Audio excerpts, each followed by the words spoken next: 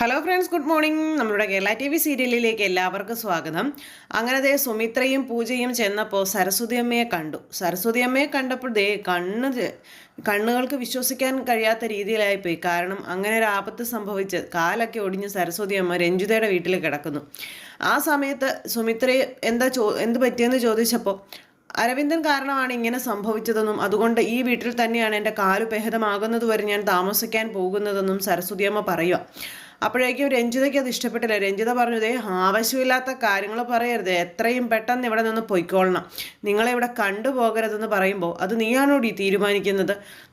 എന്നെ ഈ രീതിയിലാക്കിയത് ഈ നിൽക്കുന്നവന്. ഇവൻ തന്നെ വേണം എന്നെ നോക്കാനായിട്ട്.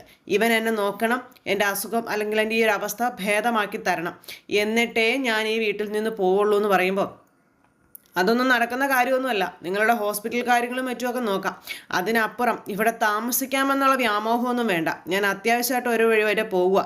പോയിട്ട് തിരിച്ചു വരുമ്പോഴേക്കും നിങ്ങളെ ഒറ്റ ഒരെണ്ണത്തിന് ഇവിടെ കണ്ടേക്കരുത്, പൊയ്ക്കൊള്ളണം എന്ന് പറഞ്ഞു രഞ്ജിത. അത് പറഞ്ഞ് രഞ്ജിത അങ്ങ് ഇറങ്ങിപ്പോയി.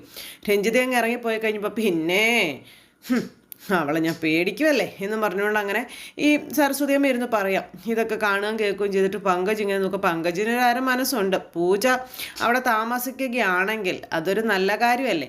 പുള്ളിക്കാരൻ്റെ ആഗ്രഹങ്ങളൊക്കെ സാധിക്കാൻ പറ്റുന്ന ഒരു സമയം. അതുകൊണ്ട് തന്നെ അവർ താമസിക്കുകയാണെങ്കിൽ താമസിച്ചോട്ടെ എന്നാണ് പങ്കജിൻ്റെ ഉള്ളു പറയുന്നത്. ഈ സമയത്ത് അരവിന്ദൻ പറഞ്ഞു, നിങ്ങൾ ചുമ്മാ പ്രശ്നം ഉണ്ടാക്കരുത്. രഞ്ജിത വരുന്നതിന് മുമ്പ് 3 പേരും കൂടി പോകാൻ നോക്ക്. നിങ്ങൾക്ക് വേണമെങ്കിൽ ഞാൻ ഒരു വണ്ടി ഏർപ്പാടാക്കി തരാം, അല്ലെങ്കിൽ ഞാൻ തന്നെ കൊണ്ടുപോയി വിടാം. നിങ്ങൾ രഞ്ജിത വരുന്നതിന് മുമ്പ് ഇവിടെ നിന്ന് പോകണം, ഇവിടെ നിൽക്കരുത്, ഇവിടെ നിന്നാൽ ആകെ പ്രശ്നമാകുമെന്ന് പറയുമ്പോൾ ഒരു പ്രശ്നമാകാൻ പോകുന്നില്ല. അതേ, ഒരു കാര്യം ഞാൻ പറഞ്ഞേക്കാം, ഇവിടെ നിന്ന് പോകില്ലെന്ന് പറഞ്ഞാൽ പോകില്ലെന്ന് തന്നെ അതിൻ്റെ അർത്ഥം. നീയാണ് എന്നെ ഈ പരുവത്തിലാക്കിയതെന്ന് ഞാൻ നിന്നോട് പറഞ്ഞു. ഇനിയും ഞങ്ങളോട് ഇവിടെ നിന്ന് പോകാനായിട്ട് പറഞ്ഞിട്ടുണ്ടെങ്കിലേ നീ വിവരം അറിയുമെന്ന് സുമിത്രയുടെയും പൂജയുടെ മുന്നിൽ വെച്ച് ഈ അരവിന്ദനോട് നമ്മുടെ സരസ്വതിയമ്മ പറഞ്ഞപ്പം, അമ്മേ നമ്മൾ എന്തിനാ അമ്മ ഇവിടെ നിൽക്കുന്നേ, നമുക്ക് പോവാം അമ്മേ, നമുക്ക് നമ്മുടെ വീട്ടിൽ പോകാം. ഞാൻ അങ്ങനെ പറഞ്ഞതുകൊണ്ടാണ് അമ്മ ഇവിടെ നിൽക്കണമെന്ന് ഇങ്ങനെ വാശി പിടിക്കുന്നത്, അങ്ങോട്ട് വരാൻ കൂട്ടാക്കാത്തത്. അതുകൊണ്ടൊന്നും അല്ല സുമിത്രേ, എന്നെ ഈ അവസ്ഥയിലാക്കിയവർ തന്നെ എന്നെ നോക്കണം. അല്ലെങ്കിലേ ഇവനെയൊന്നും വെറുതെ വിടാൻ കൊള്ളില്ല എന്നൊക്കെ പറയുമ്പോൾ അമ്മ പ്ലീസ് അമ്മയൊന്ന് വാ, നമ്മളിവിടെ ഇങ്ങനെ കടിച്ചു തൂങ്ങിയിട്ട് കാര്യമില്ല, അമ്മ വരാൻ പറഞ്ഞു. അമ്മയെ ഞാനല്ലേ നോക്കാനും. പിന്നെ എന്താന്ന് ചോദിച്ചപ്പോൾ, നീ എന്നെ നോക്കുമൊന്നും വേണ്ട, നീ അല്ലല്ലോ എന്നെ ഇങ്ങനെ ആക്കിയത്, എന്നെ ആക്കിയവന്മാർ തന്നെ എന്നെ നോക്കട്ടെ, അല്ലാതെ ഞാൻ വരാൻ തയ്യാറല്ല, ഞാൻ വരത്തുമില്ല എന്ന് പറഞ്ഞു. അപ്പോഴേക്കും പൂജ ഇങ്ങനെ അച്ഛമ്മ എന്തിനാ ഇങ്ങനെ വാശി പിടിക്കുന്നതെന്ന് ചോദിച്ചു. ഈ സമയം പൂജ, നീ ഇതിലിടപെടണ്ട, ഒരു കാര്യം ഞാൻ പറയാം, ഞാൻ ഇവിടെ നിൽക്കും എന്ന് പറഞ്ഞത് തറപ്പിച്ച കാര്യമാണ്, അല്ലാതെ അത് നുണയൊന്നുമല്ല. നീ നിൻ്റെ അമ്മയോട് ചെന്ന് പറയാൻ പറഞ്ഞു. ഈ സമയത്ത് പൂജ നേരെ സുമിത്രയുടെ അടുത്തേക്ക് ചെന്നു. അമ്മേ, അച്ഛമ്മ കിടന്ന് വാശി പിടിക്കുന്നത് കൊണ്ട് എന്ത് ചെയ്യാൻ പറ്റും, ഇവിടെ നിൽക്കട്ടെ എന്ന് പറഞ്ഞപ്പോൾ, മോളെ ഇവിടെ നിന്നാൽ ശരിയാവില്ല, രഞ്ജിതയുടെ യഥാർത്ഥ സ്വഭാവമൊന്നും അമ്മയ്ക്ക് അറിയില്ല. അമ്മ ഇവിടെ നിൽക്കേണ്ട ഒരവസ്ഥ വന്നാൽ രഞ്ജിത അമ്മയെ വെറുതെ വിടില്ല. അതാ ഈ പറയുന്നത്. രഞ്ജിത അമ്മയെ ശരിക്കും ഉപദ്രവിക്കുമെന്ന് പറഞ്ഞപ്പം, അനുഭവിക്കട്ടെ അമ്മേ, കിടന്നങ്ങ് അനുഭവിക്കട്ടെ. കുറേ ഏതായാലും നമ്മുടെ വീട്ടിൽ കിടന്ന് നമുക്കിട്ട് പാര പണിതല്ലേ, അതുകൊണ്ട് ഇവിടെ വന്ന് കിടന്ന് കുറച്ച് അനുഭവിച്ച് കഴിയുമ്പോൾ അവർ മര്യാദ ആയിക്കോളൂ എന്ന് പറയുമ്പോൾ, അങ്ങനെയൊന്നും മര്യാദയാകുന്നവരല്ല അവരെ രഞ്ജിത വെറുതെ വിടത്തുമില്ല. നമ്മൾ അറിഞ്ഞുകൊണ്ട് എന്തിനാ അങ്ങനെ ഒരു വലിയൊരു കുഴിയിലേക്ക് അവരെ ചാടിക്കുന്നത്, അതിൻ്റെ ആവശ്യമില്ലല്ലോ മോളെ എന്നൊക്കെ പറഞ്ഞുകൊണ്ട് സുമിത്ര ഇങ്ങനെ കുറേ പറഞ്ഞു കൊടുക്കുക. അപ്പം സുമിത്ര ഇതൊക്കെ പറയുന്നത് കേട്ടിട്ട് ഇനിയിപ്പം അത് ശരിയായിരിക്കും എന്നുള്ള രീതിയിൽ നമ്മുടെ പൂജ ചിന്തിച്ചു. പൂജ എന്നിട്ട് എന്ത് ചെയ്തു, പൂജ നേരെ സരസ്വതി അമ്മയുടെ അടുത്തേക്ക് ചെന്നു. അച്ഛമ്മ ഇവിടെ നിന്ന് ശരിയാവില്ല, രഞ്ജിതാൻ്റിയുടെ സ്വഭാവം അച്ഛമ്മയ്ക്ക് ശരിക്കും അറിയാത്തത് കൊണ്ടാണ്. രഞ്ജിതാൻ്റി വളരെ ഭയാനകമായ ഒരു സ്വഭാവത്തിന് ഉടമയാണ്. അതുകൊണ്ട് അച്ഛമ്മ ഞങ്ങളോടൊപ്പം വരണമെന്ന് പറഞ്ഞപ്പോൾ, അവളെ എനിക്ക് പേടിക്കാനോ, ഞാനവളെ പേടിക്കുകയൊന്നുമില്ല, നമുക്ക് 3 പേർക്കും ഇവിടെ താമസിക്കാം. നമ്മൾ 3 പേരും ഇവിടെ താമസിച്ചാലും അവൾ കമാന്നൊരക്ഷരം മിണ്ടില്ല. അവൾ മിണ്ടാത്ത രീതിയിലാക്കാനൊക്കെ എനിക്കറിയാമെന്ന് പറഞ്ഞുകൊണ്ട് സരസ്വതി അമ്മ ഇങ്ങനെ പറയണം. ഇതെല്ലാം കേട്ട് പൂജ ഇങ്ങനെ വീണ്ടും വീണ്ടും പറഞ്ഞുകൊണ്ടേ ഇരിക്കുക. പക്ഷെ ഒരു കാര്യവുമില്ല. സരസ്വതി അമ്മ പിടിച്ച മുയലിന് 3 കൊമ്പ്. ഇത് തന്നെയാണ് സരസ്വതി അമ്മയുടെ നിലപാട്.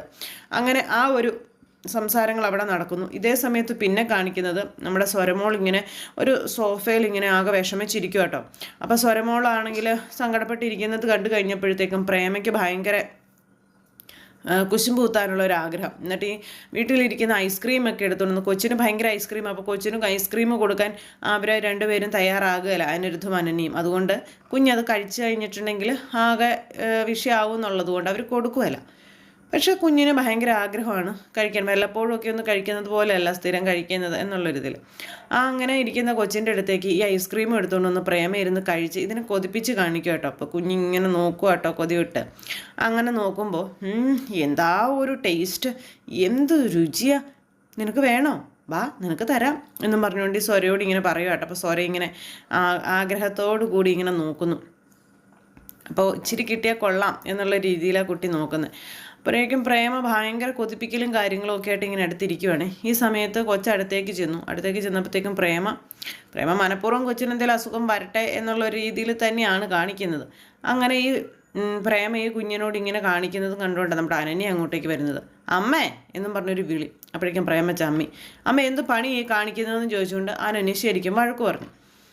ഞാനൊന്നും ചെയ്തില്ല, ഇവൾക്ക് വേണമെന്ന് പറഞ്ഞിട്ടാണെന്ന് പറഞ്ഞപ്പം കൊച്ചു വേണമെന്ന് പറഞ്ഞാലും ബാക്കി കാര്യങ്ങളൊക്കെ അമ്മയ്ക്ക് അറിയാവുന്നതല്ലേ, അത് അറിഞ്ഞു വെച്ചുകൊണ്ട് അമ്മ എന്തിനാ കുഞ്ഞിൻ്റെ കാര്യത്തിൽ ഇങ്ങനെ അലസത കാണിക്കുന്നതെന്ന് ചോദിച്ചുകൊണ്ട് ഇങ്ങനെ ആ ഒരു ഇതിൽ പറയണു. ഇങ്ങനെയൊക്കെ ആണെന്നുണ്ടെങ്കിൽ ഇവളെയും കൊണ്ട് എനിക്ക് ഇവിടെ നിന്നും മാറേണ്ടി വരും, അതിലപ്പുറം എനിക്ക് അമ്മയോട് മറ്റൊന്നും പറയാനില്ല എന്നും പറഞ്ഞുകൊണ്ട് പ്രേമയോട് അനന്യ കട്ടായം പറഞ്ഞു. അത് കേട്ട് കഴിഞ്ഞപ്പോൾ ശരിക്കും പ്രേമ ഞെട്ടി. ഇനിയിപ്പോൾ ഇവളെയും കൊണ്ട് പോയാലും പോകുന്നത് അനിരുദ്ധിൻ്റെ കൂടെ ആയിരിക്കും.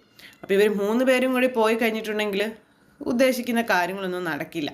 അതുകൊണ്ട് തന്നെ പുള്ളിക്കാരിയുടെ അടുത്ത് നിന്ന് എങ്ങനെയെങ്കിലും ഇവരെ ഒന്ന് മയത്തിൽ നിർത്തണം. അതിനൊക്കെയുള്ള ആ ഒരു കാര്യങ്ങളൊക്കെ മനസ്സിലുള്ളത് കൊണ്ട് ഒന്നും മിണ്ടാതെ അങ്ങനെ അവിടെ നിൽക്കുക. എന്തായാലും അനന്യ എന്നിട്ട് കൊച്ചിനെ എടുത്തുകൊണ്ട് പോയി.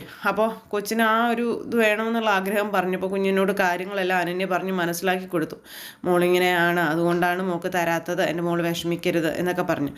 അപ്പോൾ അടുത്ത ദിവസം മമ്മി പോയി എൻ്റെ കുഞ്ഞിന് മേടിച്ച് തരാം തുടങ്ങിയ കാര്യങ്ങളൊക്കെ ഇങ്ങനെ പറയുക. അപ്പം അങ്ങനെയൊക്കെ പറഞ്ഞ് കൊച്ചിനെ സമാധാനിപ്പിച്ചവരകത്തേക്ക് കയറിപ്പോയി. വീണ്ടും അങ്ങോട്ടേക്ക്, അതായത് സുമിത്രയുടെയും പൂജയുടെയും സരസ്വതി അമ്മയുടെയും അരികിലേക്ക് കഥകൾ വരുന്നത്. അപ്പോഴേക്കും അരവിന്ദൻ അവിടെ കിടന്ന് വെപ്രാളം കൂട്ട് പോ. കാരണം രഞ്ജിത വന്നു കഴിഞ്ഞിട്ടുണ്ടെങ്കിൽ അരവിന്ദനെ എടുത്തിട്ടിടിക്കും. അതറിയാവുന്നത് കൊണ്ട് പേടിച്ച് വിറച്ചാണ് ആശ നിൽക്കുന്നത്. നിങ്ങൾ പോ എന്നും പറഞ്ഞുകൊണ്ട്. എവിടെ പോകാൻ, ആര് പോകാൻ, എങ്ങോട്ട് പോകാൻ? സരസ്വതി അമ്മ അവിടെ നിന്ന് ഒരു ഇഞ്ച് അനങ്ങുകയില്ല. അങ്ങനെ കാലൊടിഞ്ഞു കിടക്കുന്ന നമ്മുടെ സരസ്വതി അമ്മ രഞ്ജിതയുടെ വീട്ടിൽ തന്നെ താമസം.